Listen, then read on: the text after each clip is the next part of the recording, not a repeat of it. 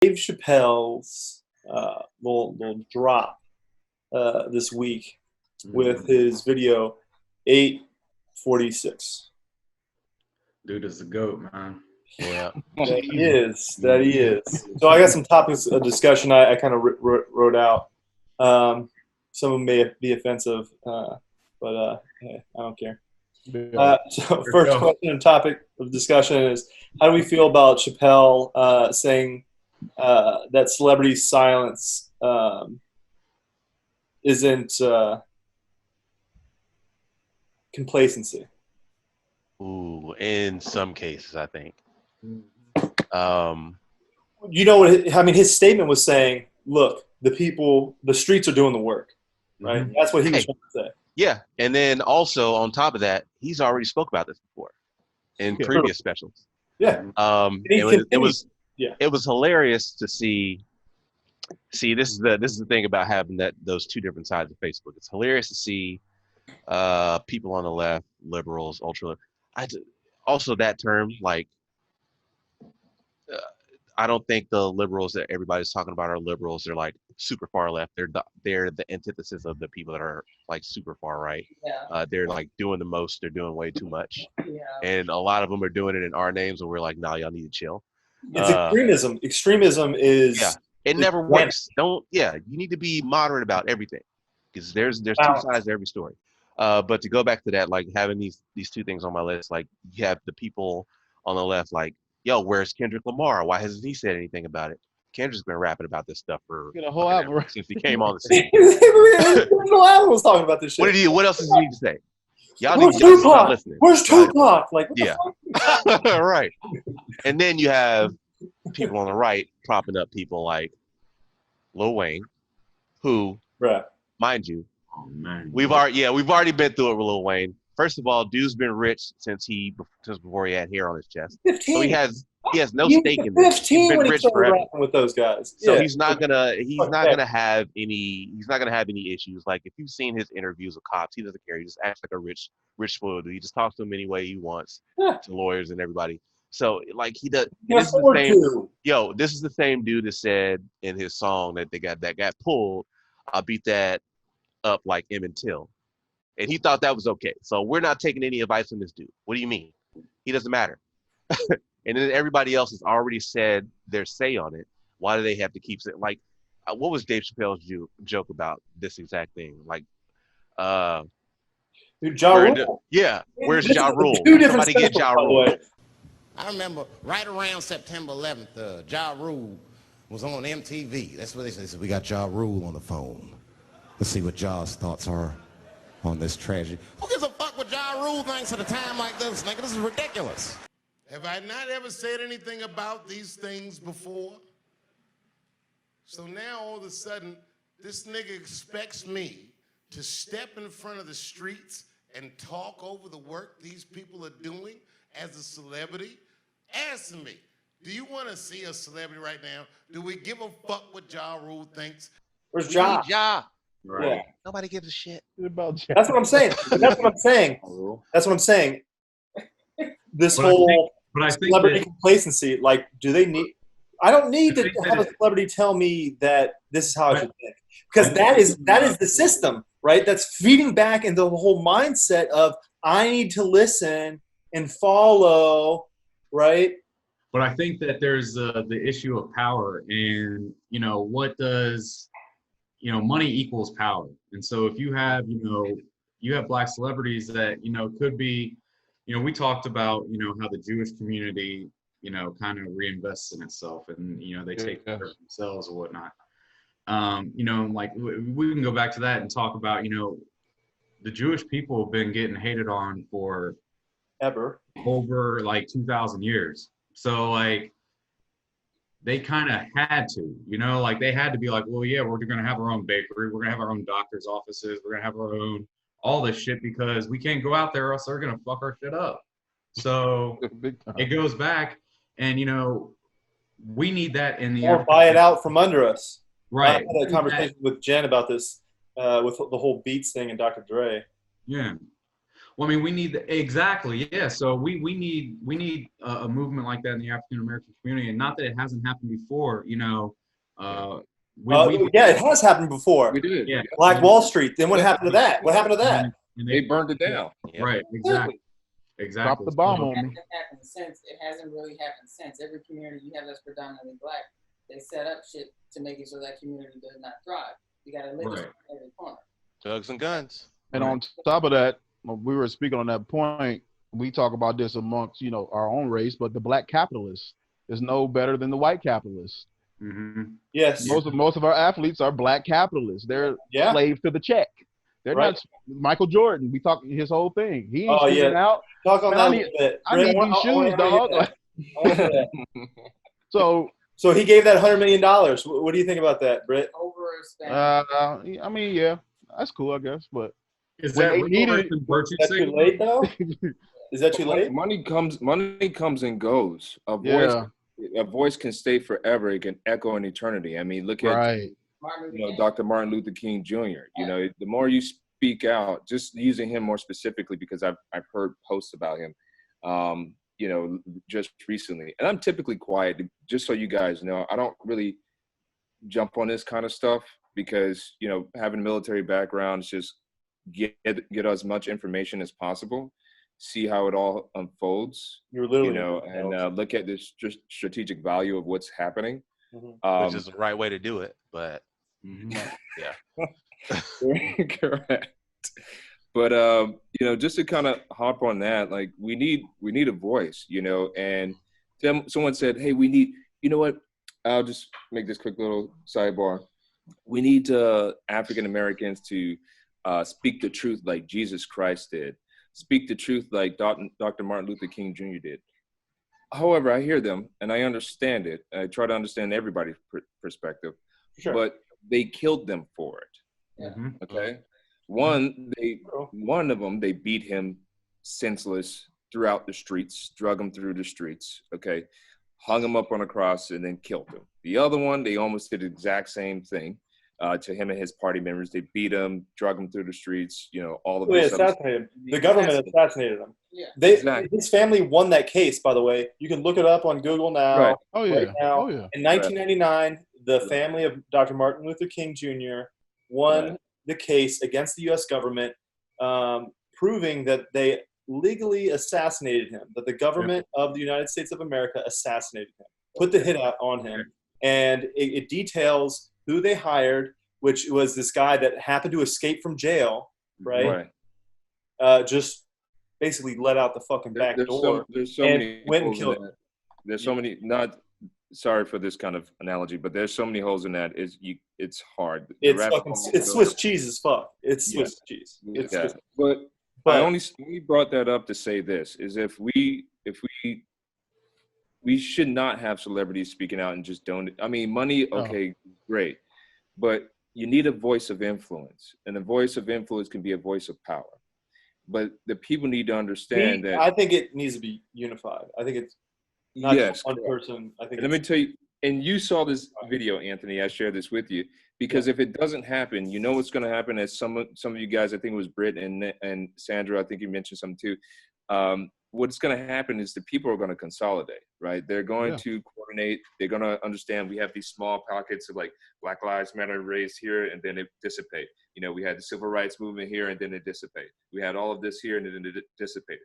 What's going to happen is these small little explosions, these little sparks is going to create a massive fucking fire. And if people are going to understand where they stand and they're going to create this line in the dirt, and you talk about a massive fucking force, okay? And it's going to destroy America. Who's going to win? If we sit here and we kill each other, who's going to win? And I don't think it's a matter of just, education reform or reparations or, we need some kind of political reform. It's about a conversation of humanity. It's about a conversation of humility and consciousness. And if we don't understand that we are all living this life for the first fucking time, and we make mistakes and we're trying to all just figure this out, and we need to come, and that the correct initiative is to come together as a people and figure out, hey, how do we continue on this life as our time may be done as older leaders, but for the future, so that way they don't have to endure this particular crisis or bullshit like this. That is the primary initiative I think that should be happening, or else it's just going to get 10 times worse, and we're going to see a lot of chaos and destruction before it all, unfolds to some kind of reasonable resolution. Just in my experience of like being deployed, and I've seen this kind of shit happen in other countries, unfortunately, and it's no good for anybody. Nobody fucking win. Nobody win. First thing, or you know what? In my humble opinion, the first thing that needs to happen, and I don't see this anywhere, especially not in any of these Facebook opinions or articles or anything, is people being okay with being wrong. Nobody wants to be wrong, even if they know they're wrong. They're not going to admit it. And nothing changes until people can admit that what they thought they knew, or the opinion that they held, was not right. And it's not about, it's right for me. This is a national conversation, so it just can't be everybody has their own idea of right. Like, you got to meet somewhere in the middle. You got to be able to bend. You got to be flexible, because if you don't bend, you just break. And that's what you're talking about. Like, if we can't bend as a country, we're gonna break, and you've seen it happen before. And that's the scary part. Like, it's such a simple thing. Admit you're wrong, learn from it, don't be wrong again. Right. It would be so frustrating for me personally, to just have somebody know that they're wrong, or for me to be wrong about something and know that I'm wrong, and not, try to better myself by learning about why I was wrong. Like, I don't know why it's not like that for everybody, but that would be like, that feels like life wasted to me. Right. But this country, that's pride.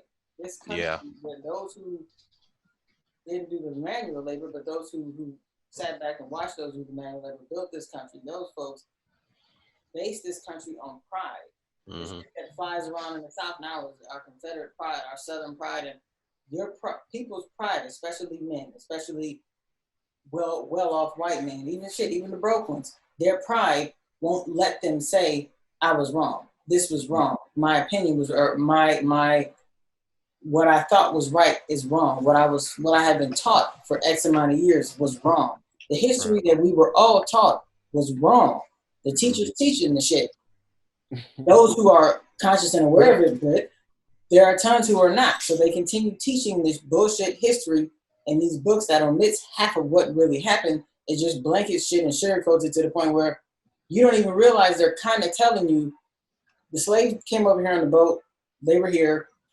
They built it. They did this. They did that. But as they're teaching you this, they so slick with the shit, you don't even recognize those people were brought over here by force. They didn't pack up bags and come over here. But the way history is taught to you, the shit is taught to you in such a, it's pride will not let people admit they were wrong. And there is too much American pride in this damn country for people to admit American history is wrong. It's a lie and it's wrong. And they ain't gonna never admit or our that. system's wrong, or we have flaws. Half the shit that this country functions on is wrong.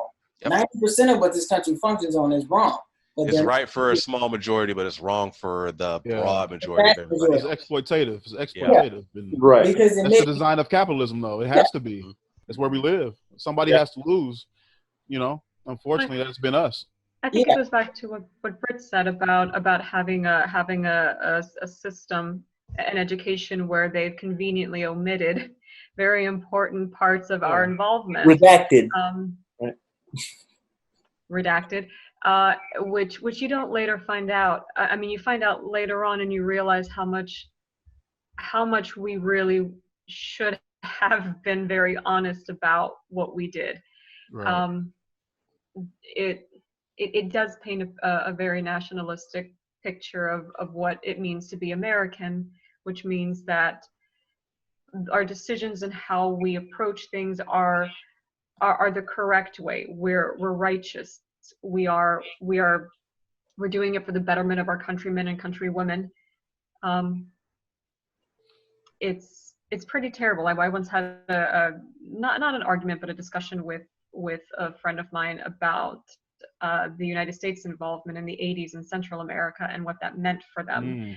And I think that they were very shocked because they said, well, I have a background in American history, and I don't remember, knowing any of this. I've never heard of this. Of course and not. It was conveniently taken out because they're not going to teach that. They don't want to raise children with the idea that we didn't always do things in the way that we were supposed to. And unfortunately, there were groups of people, there were nations that took the brunt of it, and we walked away with our hands clean.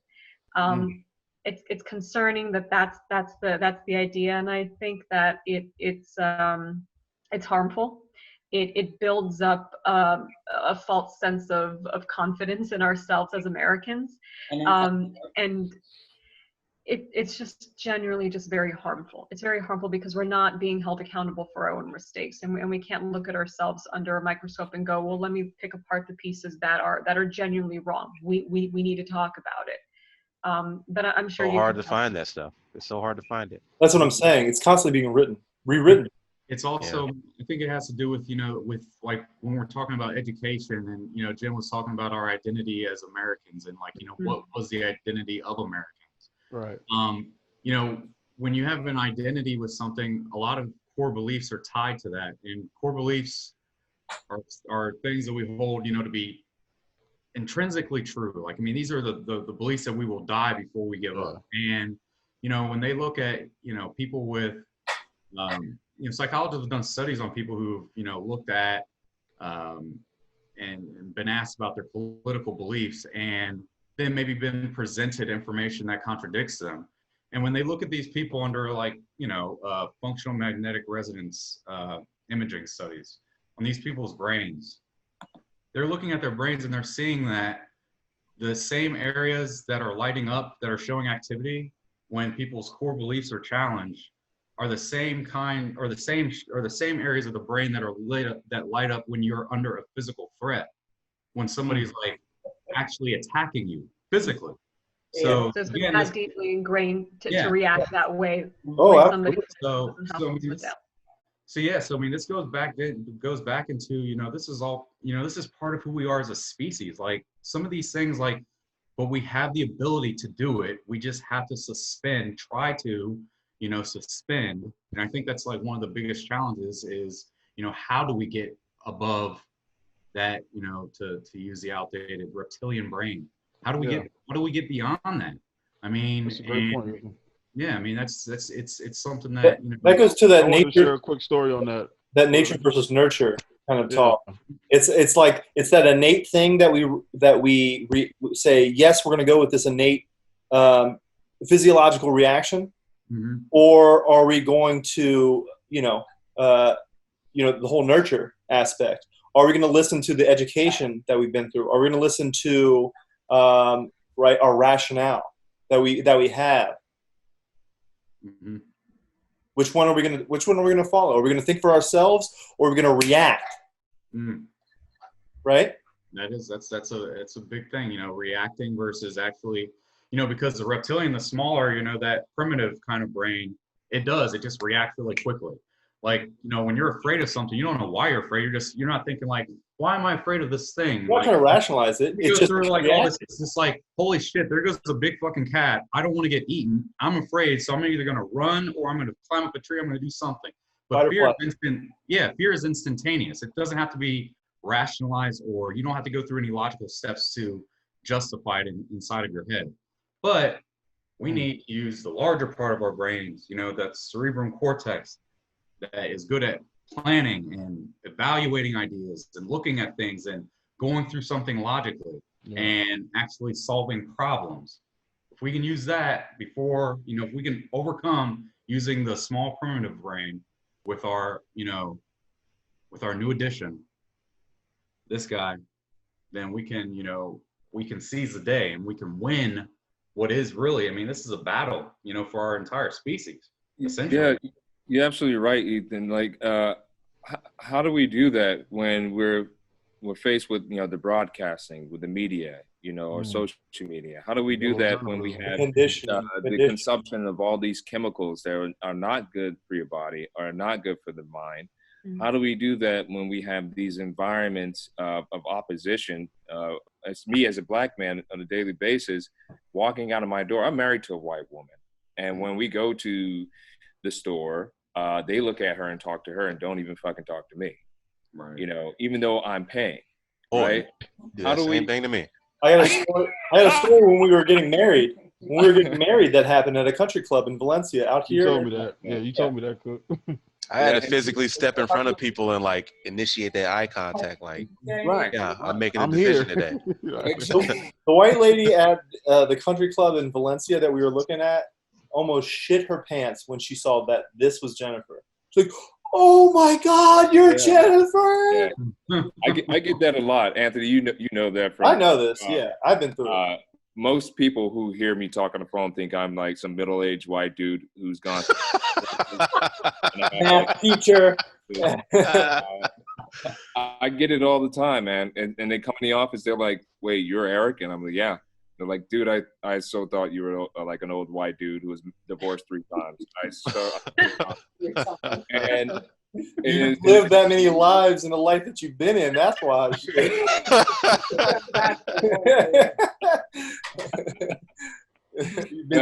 But I mean, and even to get back to your point, like how do we do that when there's a constant opposition, and more so people of color? How do we do that? And especially, like, for instance, here's how fucked up this world is. My childhood. When I was about 7 or 8 years old, me and a couple of my cousins, we were walking down the street doing some kid shit. We had some limes in a tree at my dad's house, and then we were rolling them in the street and watching the cars, roll over the lines because we're kids, right? Yeah. And that was a highlight at a family barbecue, all right? And so kids walking around doing kid shit. Correct. And so some cops pull us over, Caucasian, and they say, "Hey, we get a report of vandalism that you guys are, destroying property," in which we're clearly not. And there are limes in our hands. And I don't know any building that's any piece of concrete that's going to freaking crumble if you throw a lime at it. So anyway, over a long period of time. Right. They handcuff, they zip tie us, put us against the wall, bring the dog out. The dog is like snapping in our face and all this other crazy crap. And you go from that, or I go from that to, living every single day from that particular experience, especially if somebody's saying, "If I see you niggers around here again, it's going to be a different story." This is what the cop told you. Exactly. So. And how old are you? 7. I was about 7 or 8 years old. 7 years old. Jesus. So going from that, right, and this is what I'll talk about, the nationalistic and the patriotism, going from that and then going to a concept, or having a concept being embedded in my mind through certain imagery and broadcasting, that it was my time to answer the call to be a patriot, right? Mm-hmm. And so in my mind, in 7th grade, I came up with the concept that I am going to go into the military, not understanding what it's all about, not understanding what will be asked of me, not understanding where I come from in my history as African Americans and spilling so much blood on this soil, right? And it's been embedded in us that, hey, you must be a patriot. You must, answer the call for your country if you really love your country. And I carried that all the way through high school, even though I constantly came in contact with racism down in Florida. Now, here I am, 18 years old, signed in a contract, raised my right hand, said I will give everything and up to my last fucking breath for this country. Okay? And having a mother cry to me after I watched my first beheading on YouTube when it came out, unfortunately with that reporter, over and over again, watching that, and my stepfather telling me, "This better not be you, better not be you." My mom crying, telling me, "Please don't go, do this instead." So I joined the Navy. And in time, I had this feeling like, okay, maybe I shouldn't do this because this is not for me. This is not what I thought America was. This is not what I think I should be fighting for, doing some history, right, in that access. And still, at some point in my brain, I still found like some kind of logic, some kind of rationale that, Eric, you must volunteer to go over and fight. Your brothers and sisters are dying, and this is part of the cause. You got to go over there and fight. And so I volunteered. Nobody else on my ship, nobody else in my command in Pac Fleet volunteered but me. I volunteered to go over there, right? Because I wanted to see what it was when all you're about. Turbine engineer. Say again? This is when you're a turbine engineer? Yeah, so I went from turbine technology to venture into security forces, which I essentially did being deployed over there. Right. And so I say all that to say this, like, how could we create the capacity for an aesthetic growth and development to understand oneself and develop that consciousness to make those decisions to lead us down a better and brighter path when the damage has already been done? You know, that is the mind fuck. Here I am. Mm-hmm. I went out, served the country, saw people die and all this other stuff. And for what? For what reason exactly? Right. And, and taking lives. And so, like, how can you re-educate yourself to get rid of that if it's so deeply ingrained in you? And it was deeply ingrained in me as a child. How could I utilize this frontal lobe, this pineal gland, this mm-hmm. you know, this whole brain? How could I do that if the conditioning is so deep? And I had so many African American mentors who was like, brother, let me tell you about, you know, Kunta Kinte. Let me tell you about, you know, Africa. Let me tell you about Lukumic, you know, tribe, because my grandmother was Cuban. A lot of people don't know that. She was Cuban, God rest her soul. And the Cuban language, or even Santeria, comes from Lukumic, comes from Africa, okay? Yeah. And so I had all these people telling me, but the manipulation and the nationalistic approach was so ingrained on me, I still made that conscious decision to go over and do this because I felt like I was doing it for this. I felt like I was doing it for the country, right? I felt like I had to do my job. It was my job. It was my calling to do so. No, it's not. So how do you feel now after experiencing everything that you did and now? And and here's my point. Anthony, good question. It's so fucked up in the game about it, right? That if they were to call me right now to go back, I'd fucking do it. I'd do it. And let me tell you why. I have a new perspective on it. I'll do it so my daughter doesn't have to do it. If that ends all the shit, I'll do it so she doesn't have to do it. I'll do it so that my unborn son doesn't have to do it. I'll do it so my little brother doesn't have to do it. I'll do it so my other brother, so no more other African Americans in my fucking family has to die in somebody else's fucking war. That's why never meant to represent us anyway. Exactly. That's why we're fighting an imperialistic war to keep those in power who already enslaved us and used us to build the power. It doesn't make sense. Doesn't make sense. We are still slave minded. That's why I said this book is so powerful. We are still slave. We still believe that our oppressors will love us. Yeah. Right. You know? It's a thing, man. Yeah. It's very deep. It is. And it's how do you get out of that mind frame? I want to be I don't care. I'll share it. Like, I want to be a cop. I want to join, you know, the police department here in Glendale. I do. Yeah. I feel like if I'm in the system, hopefully if a small, like, microscopic level that I can inflict some kind of change, some kind of new narrative toward human connectivity and understanding of multiculturalism, of one race, right? Mm-hmm. Of the human race, then I would fucking do it. That is my stance on that. And the kind of segue, I'm not going to share too much, but you know, it's part of the conditioning. And here I am again, serving again, you know, but in a different capacity, obviously. But just, Ethan, just to kind of harp on a little bit of what you were saying is, how do you do that? How can we retrain ourselves to understand this functionality of what we call America that is geared to continuously oppress us, right? And have us to do things that the most common person won't do. How do we do that? Really don't know, man. It's a battle within yourself, and it's a battle within, like, you know, groups of people. I mean, you you wanted to join the police department, I mean, that's great, because I mean, it sounds like, this is the first time we talk, but like you have like a sheepdog mentality, like protector, like you want to make things right. You want to, protect the people that you care about, like and see to law and order, and see to, that things are done right and done the way that they are. I think that's fantastic. I think it's awesome, amazing, seriously. Yeah. I mean, I'm 100% down with that. Like, that's fucking cool. It's just the system that we're in right now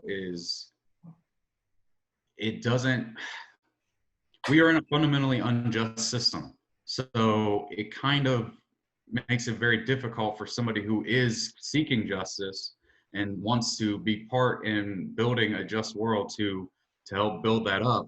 I mean, I think that we can still do it. Obviously, I mean, I try to remain optimistic, in everything, just because I do believe in human potential.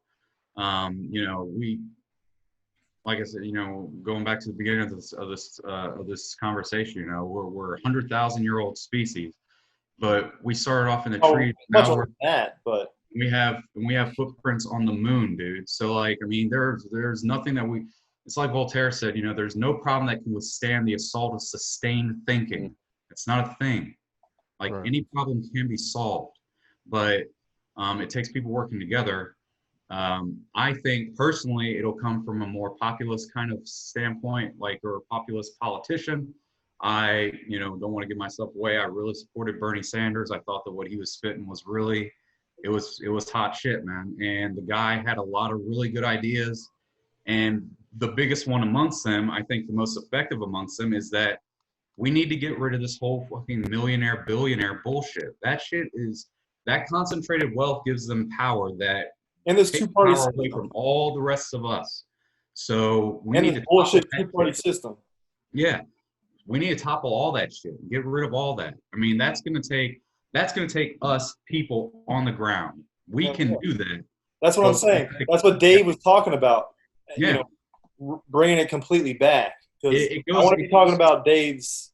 Well, okay, yeah, no, but I mean, it goes into education. Like, I mean, it goes into educating the people. Yeah. And if you can teach the people in a way that is not going to trigger their primitive brain to think that, like, I'm under attack right now. Like Sandra was saying, she's having friends that she speaks with sometimes that say, well, I don't want to be called a racist if I, have this discussion on race. Like, I don't want to say something wrong and have it misconstrued. Be wrong. That was part of Muhammad Ali's greatness, was his ability to talk about those things with white people and not make them feel like they were being attacked verbally. Right, exactly. Muhammad Ali was able to have those conversations because of his charisma and the way he presented the conversation. It's easier to digest sometimes when you present it a certain way. Right. And that's not even really a valid excuse anyway. But because, that's a good point too. That's a good point too. You should have that conversation now instead of doing some shit that. Have the conversation now instead of doing something that is going to cause more problems in the future because you didn't have that conversation earlier.